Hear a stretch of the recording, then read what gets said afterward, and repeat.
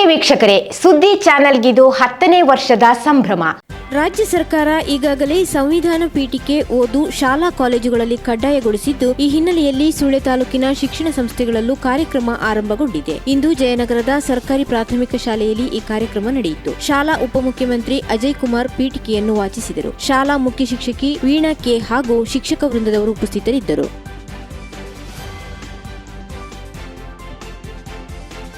ಅಂತಾರಾಷ್ಟ್ರೀಯ ಪ್ರಜಾಪ್ರಭುತ್ವ ದಿನದ ಅಂಗವಾಗಿ ಸಂವಿಧಾನ ಪೀಠಿಕೆ ಓದೋಣ ಬನ್ನಿ ಕಾರ್ಯಕ್ರಮವನ್ನು ಸುಳ್ಯದ ಲ್ಯಾಂಪ್ ಸೊಸೈಟಿ ವಠಾರದಲ್ಲಿ ಆಯೋಜಿಸಲಾಯಿತು. ಸಂವಿಧಾನ ಪೀಠಿಕೆಯನ್ನು ಓದುವ ಮೂಲಕ ಕಾರ್ಯಕ್ರಮ ನಡೆಸಲಾಯಿತು. ಮಾಸ್ಟರ್ ಎಜುಕೇಷನ್ ಸಂಚಾಲಕ ಶಶಿಧರ್ ಎಂಜೆ ಪ್ರಾಸ್ತಾವಿಕವಾಗಿ ಮಾತನಾಡಿ ಸಂವಿಧಾನ ಪೀಠಿಕೆ ಬೋಧಿಸಿದರು.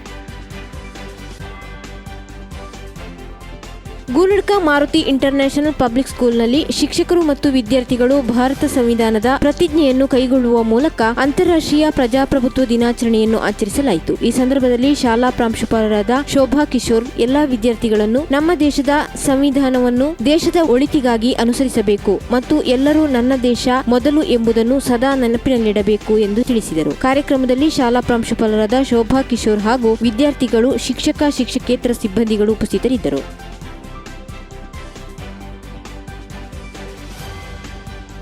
ಎರಡ್ 2023-24ನೇ ಸಾಲಿನಲ್ಲಿ ರಾಜ್ಯದ ರೈತರಿಗೆ ಕೃಷಿ ಪತ್ತಿನ ಸಹಕಾರಿ ಸಂಘಗಳು ಶೂನ್ಯ ಬಡ್ಡಿ ದರ ಅನ್ವಯವಾಗುವಂತೆ ರು 5 ಲಕ್ಷಗಳವರೆಗೆ ಅಲ್ಪಾವಧಿ ಕೃಷಿ ಸಾಲ ಮತ್ತು ರು 2 ಲಕ್ಷದವರೆಗೆ ಪಶುಸಂಗೋಪನೆ ಮತ್ತು ಮೀನುಗಾರಿಕೆ ದುಡಿಯುವ ಬಂಡವಾಳ ಸಾಲ ಮತ್ತು ಶೇಕಡಾ 3 ಬಡ್ಡಿ ದರ ಅನ್ವಯವಾಗುವಂತೆ ರು 15 ಲಕ್ಷಗಳವರೆಗೆ ಮಧ್ಯಮಾವಧಿ ಹಾಗೂ ದೀರ್ಘಾವಧಿ ಕೃಷಿ ಮತ್ತು ಕೃಷಿ ಸಂಬಂಧಿತ ಸಾಲ ವಿತರಿಸಲು ಸರ್ಕಾರ ಆದೇಶ ಮಾಡಿದೆ. ಈ ಹಿಂದೆ ಶೂನ್ಯ ಬಡ್ಡಿ ದರದಲ್ಲಿ 3 ಲಕ್ಷಗಳ ಮಿತಿಯನ್ನು ರದ್ದುಪಡಿಸಿ ರು 5 ಲಕ್ಷಗಳವರೆಗೆ ವಿಸ್ತರಿಸಲಾಗಿದೆ. 3% ಬಡ್ಡಿ ದರದಲ್ಲಿ 10 ಲಕ್ಷ ರುಗಳವರೆಗೆ ನೀಡುವ ಸಾಲವನ್ನು ರು 15 ಲಕ್ಷಗಳವರೆಗೆ ವಿಸ್ತರಿಸಲಾಗಿದೆ. ಸುಳ್ಯ ವಿಧಾನಸಭಾ ಕ್ಷೇತ್ರದ ಶಾಸಕಿ ಭಾಗೀರಥಿ ಮುರಳರವರ ಆಪ್ತ ಸಹಾಯಕರಾಗಿ ಒಳಮಗರು ಗ್ರಾಮ ಪಂಚಾಯತ್ ಪಿಡಿಒ ಅವಿನಾಶ್ ಬಿಆರ್ ರವರನ್ನು ನೇಮಕಗೊಳಿಸಿ ಸರ್ಕಾರ ಆದೇಶ ಮಾಡಿದೆ.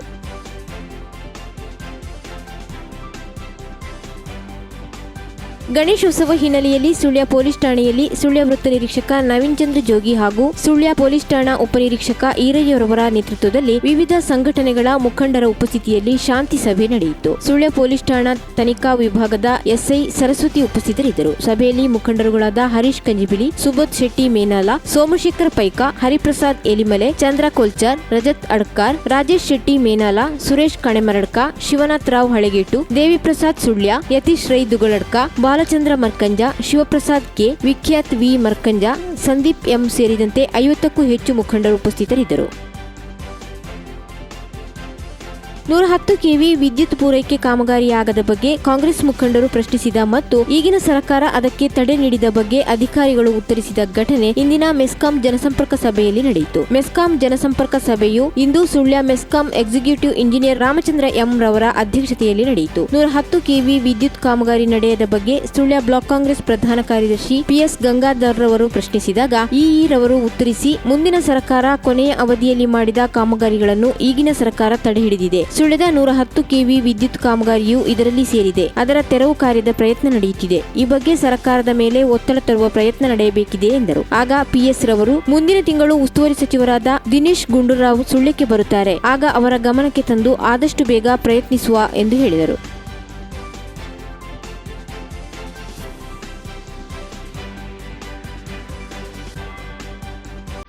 ಸುದ್ದಿ ನ್ಯೂಸ್ ಬುಲೆಟಿನ್ನಲ್ಲೀಗ ಪುಟ್ಟ ವಿರಾಮ.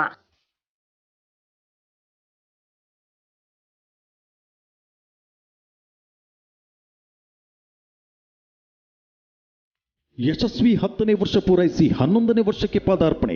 ದಕ್ಷಿಣ ಕನ್ನಡ ಜಿಲ್ಲೆ ಮತ್ತು ಕಾಸರಗೋಡು ಭಾಗಗಳಲ್ಲಿ ಜನಮೆಚ್ಚುಗೆ ಗಳಿಸಿದ ಮಲ್ನಾಡು ಕೋಕೋನಟ್ ಆಯಿಲ್ ಇಂಡಸ್ಟ್ರೀಸ್ ರವರ ಮಲ್ನಾಡು ಪ್ಯೂರ್ ಕೋಕೋನಟ್ ಆಯಿಲ್, ಕಲಬೆರಕೆ ರಹಿತ 100% ಶುದ್ಧವಾದ ಕೋಕೋನಟ್ ಆಯಿಲ್, ಗ್ರಾಹಕರಿಗೆ ಉತ್ತಮ ಗುಣಮಟ್ಟದ ತೆಂಗಿನ ಎಣ್ಣೆ ನೀಡುವ ಉದ್ದೇಶದಿಂದ 2012ರಲ್ಲಿ ಕಾಸರಗೋಡು ಜಿಲ್ಲೆಯ ಚೆರ್ಕಳದಲ್ಲಿ ಮಲ್ನಾಡು ಕೋಕೋನಟ್ ಆಯಿಲ್ ಎಂಬ ಸಂಸ್ಥೆ ಪ್ರಾರಂಭಗೊಂಡಿದೆ. ಮಲಯಾಳಿಯ ರುಚಿಯಲ್ಲಿ ಮರೆಯಲಾಗದ ತೆಂಗಿನ ಎಣ್ಣೆ ಮಾತ್ರವಲ್ಲ, ಇತರೆ ಯಾವುದೇ ಎಣ್ಣೆಗಳಿಗಿಂತಲೂ ಆರೋಗ್ಯಕರವಾಗಿದೆ ನಮ್ಮ ತೆಂಗಿನ ಎಣ್ಣೆ. ಸುಳ್ಯದ ಸ್ಥಳೀಯ ಅಂಗಡಿಗಳಲ್ಲಿಯೂ ಲಭ್ಯ. ಮಲ್ನಾಡು ಕೋಕೋನಟ್ ಆಯಿಲ್ ಕೇಳಿ ಪಡೆಯಿರಿ. Wholesale and retails. Malnad coconut oil.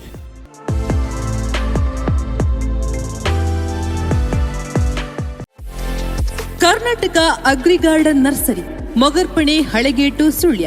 ನಮ್ಮಲ್ಲಿ ಉತ್ತಮ ತಳಿಯ ಹೈಬ್ರಿಡ್ ತೆಂಗಿನ ಗಿಡಗಳು ಹಾಗೂ ಉತ್ತಮ ತಳಿಯ ಅಡಿಕೆ ಗಿಡಗಳಾದ ಇಂಟರ್ಮಂಗಳ, ಮೋಹಿತ್ ನಗರ, ಸೈಗನ್, ರತ್ನಗಿರಿ, ಸುಮಂಗಲ, ಊರಿನ ಮಂಗಳ ಹಾಗೂ ಗೇರು ತಳಿಗಳು ಮತ್ತು ಕಸಿ ಜಾಯಿಕಾಯಿ ಗಿಡಗಳು, ಹಣ್ಣಿನ ಗಿಡಗಳು, ಕಾಳು ಮೆಣಸಿನ ಕಸಿ ಗಿಡ ಪಣಿಯೂರು 7 ಲಭ್ಯವಿದೆ ಹಾಗೂ ಶತಮಂಗಲ ಅಡಿಕೆ ಗಿಡಗಳು ಲಭ್ಯವಿದೆ. Karnataka agri garden nursery, Mogarpane Halegate Sullia. Mobile 9048865019.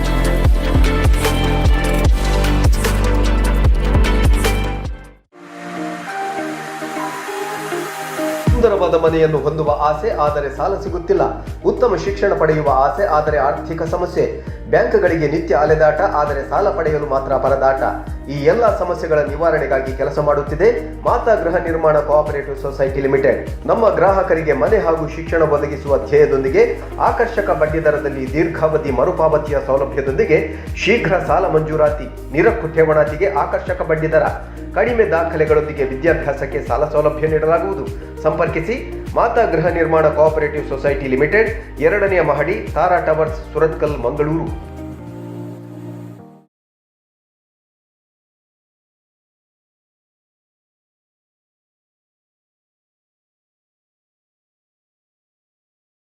ವಿರಾಮದ ಬಳಿಕ ಮತ್ತೆ ನ್ಯೂಸ್ ಬುಲೆಟಿನ್ಗೆ ಸ್ವಾಗತ. ಕುಕ್ಕೆ ಸುಬ್ರಹ್ಮಣ್ಯ ದೇವಸ್ಥಾನಕ್ಕೆ ಭಕ್ತಾದಿಗಳ ಅನುಕೂಲಕ್ಕಾಗಿ ಬೆಂಗಳೂರಿನ ಜಯನಗರದ ಉದ್ಯಮಿ ವಿಕ್ರಮ್ ಎವಿಯವರು ಸೇವಾ ರೂಪದಲ್ಲಿ 2 ಬೃಹದಾಕಾರದ ಎಸಿಪಿ ಕಂಪನಿಯ ಸೀಲಿಂಗ್ ಫ್ಯಾನ್ ಅನ್ನು ಕೊಡುಗೆಯಾಗಿ ನೀಡಿದರು. ಕ್ಷೇತ್ರ ಪುರೋಹಿತರಾದ ಮಧುಸೂದನ ಕಲ್ಲೂರಾಯರವರು ಫ್ಯಾನ್ಗಳಿಗೆ ಪೂಜಾ ವಿಧಿವಿಧಾನಗಳನ್ನು ನೆರವೇರಿಸಿದರು. ಈ ಸಂದರ್ಭದಲ್ಲಿ ವಿಕ್ರಮ್ ಹಾಗೂ ಅವರ ಪತ್ನಿಯನ್ನು ಶ್ರೀ ದೇವಳದ ವತಿಯಿಂದ ಗೌರವಿಸಲಾಯಿತು. ಕಸ್ತೂರಿ ರಂಗನ್ ವರದಿಯನ್ನು ವಿರೋಧಿಸಿ ಹಾಗೂ ಅರಣ್ಯದ ಗಡಿಭಾಗಗಳಲ್ಲಿ ಹಲವು ದಶಕಗಳಿಂದ ಕೃಷಿ ಚಟುವಟಿಕೆಗಳಲ್ಲಿ ತೊಡಗಿಕೊಂಡಿರುವ ರೈತರಿಗೆ ಜಂಟಿ ಸರ್ವೆಯನ್ನು ಮಾಡಿಸಿ ಅಕ್ರಮ ಸಕ್ರಮ ಹಾಗೂ 94C ಅಡಿಯಲ್ಲಿ ಹಕ್ಕುಪತ್ರ ನೀಡಲು ಕ್ರಮ ಕೈಗೊಳ್ಳಲು ಸುಬ್ರಹ್ಮಣ್ಯ ಗ್ರಾಮ ಪಂಚಾಯತ್ ಸಭಾಂಗಣದಲ್ಲಿ ಮಲೆನಾಡು ಜನಹಿತ ರಕ್ಷಣಾ ವೇದಿಕೆಯ ವತಿಯಿಂದ ಮಲೆನಾಡು ಜನಹಿತ ರಕ್ಷಣಾ ವೇದಿಕೆಯ ಸಂಚಾಲಕರಾದ ಕಿಶೋರ್ ಶಿರಾಡಿಯವರ ಅಧ್ಯಕ್ಷತೆಯಲ್ಲಿ ಸಮಾಲೋಚನಾ ಸಭೆ ನಡೆಯಿತು.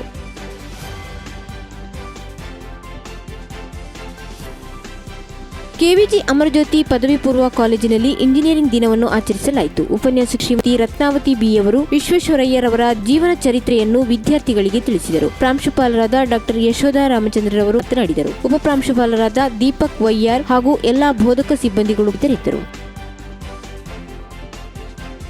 ಕೆವಿಜಿ ಮೆಡಿಕಲ್ ಕಾಲೇಜು ಮತ್ತು ಆಸ್ಪತ್ರೆಯ ಆಶ್ರಯದಲ್ಲಿ ರಾಜೀವ್ ಗಾಂಧಿ ಆರೋಗ್ಯ ವಿಶ್ವವಿದ್ಯಾಲಯದ ಮೈಸೂರು ವಿಭಾಗೀಯ ಮಟ್ಟದ ಪುರುಷರ ಹಾಗೂ ಮಹಿಳೆಯರ ವಾಲಿಬಾಲ್ ಪಂದ್ಯಾಟ ಇಂದು ಕೆವಿಜಿ ಕ್ಯಾಂಪಸ್ ಕ್ರೀಡಾಂಗಣದಲ್ಲಿ ನಡೆಯಿತು. ಅಕಾಡೆಮಿ ಆಫ್ ಲಿಬರಲ್ ಎಜುಕೇಷನ್ ಅಧ್ಯಕ್ಷ ಡಾಕ್ಟರ್ ಕೆವಿ ಚಿದಾನಂದರವರು ಉದ್ಘಾಟನಾ ಕಾರ್ಯಕ್ರಮದ ಅಧ್ಯಕ್ಷತೆ ವಹಿಸಿದ್ದರು. ಅಂತಾರಾಷ್ಟ್ರೀಯ ಕಬಡ್ಡಿ ಆಟಗಾರ, ತೆಲುಗು ಟೈಟಾನಿಕ್ ಕಬಡ್ಡಿ ತಂಡದ ಕೋಚ್ ಜಗದೀಶ್ ಕುಂಬ್ಳೆ ಮುಖ್ಯ ಅತಿಥಿಯಾಗಿ ಭಾಗವಹಿಸಿದ್ದರು. ಎಒಎಲ್ಇ ಪ್ರಧಾನ ಕಾರ್ಯದರ್ಶಿ ಅಕ್ಷಯ್ ಕೆಸಿ, ಕಾರ್ಯದರ್ಶಿ ಕೆವಿ ಹೇಮನಾಥ್ ಕುರುಂಜಿ ಅತಿಥಿಗಳಾಗಿ ಭಾಗವಹಿಸಿದ್ದರು.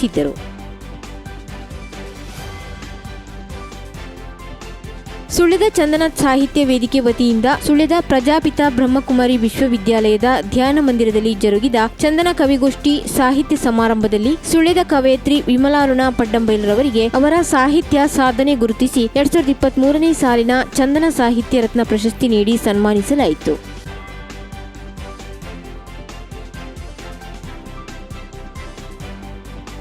ಸುಬ್ರಹ್ಮಣ್ಯ ವಲಯಾರಣ್ಯಾಧಿಕಾರಿಯಾಗಿ ಸೋಮವಾರಪೇಟೆ ಪುಷ್ಪಗಿರಿ ವನ್ಯಜೀವಿ ವಲಯಾರಣ್ಯಾಧಿಕಾರಿಯಾಗಿದ್ದ ವಿಮಲ್ ಬಾಬುರವರು ಬಂದಿದ್ದು ಅಧಿಕಾರ ಸ್ವೀಕರಿಸಿದ್ದಾರೆ. ಅವರು ಮೈಸೂರಿನವರು.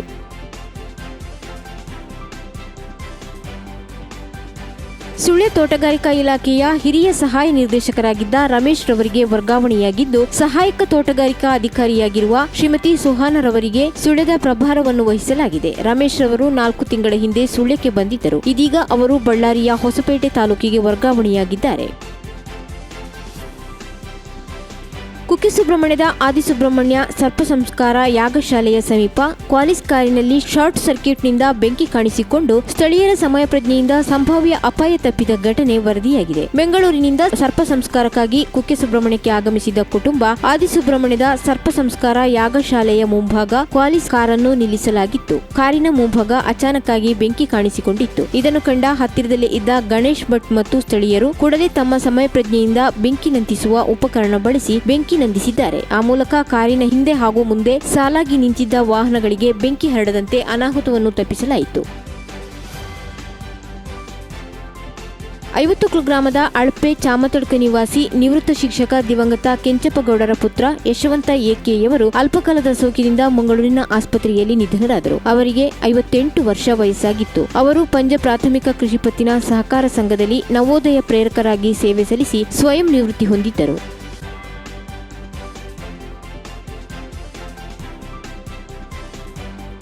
ದೇವಚಳ ಗ್ರಾಮದ ಮಾಧವಗೌಡ ಮಾಡಬಾಕಿರವರು ಅಲ್ಪಕಾಲದ ಸೋಂಕಿನಿಂದ ಸ್ವಗೃಹದಲ್ಲಿ ನಿಧನರಾದರು. ಅವರಿಗೆ 60 ವರ್ಷ ವಯಸ್ಸಾಗಿತ್ತು.